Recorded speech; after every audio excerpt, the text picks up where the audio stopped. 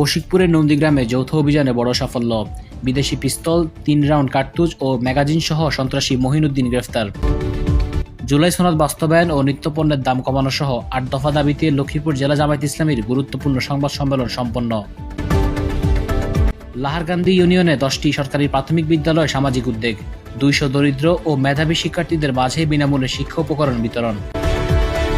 স্বাস্থ্যসেবার মান উন্নয়ন ও নতুন ভবনের কাজের গতি বাড়ানোর তাগিদ।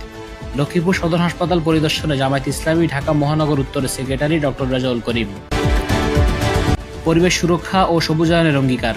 পুনাক সভানেত্রীর উদ্যোগে পুলিশ লাইন্স স্কুল প্রাঙ্গণে বৃক্ষরোপণ ও শিক্ষার্থীদের মাঝে গাছের চারা বিতরণ। মেধা ও সফলতার অভূতপূর্ব মূল্যায়ন।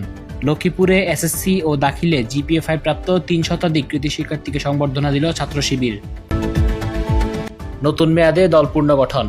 মাওলানা সালেহ আহমদকে সভাপতি ও হাফেজ তানভীর হোসেনকে সেক্রেটারি করে ইসলামী আন্দোলন লক্ষ্মীপুর সদর উপজেলার কমিটি ঘোষণা।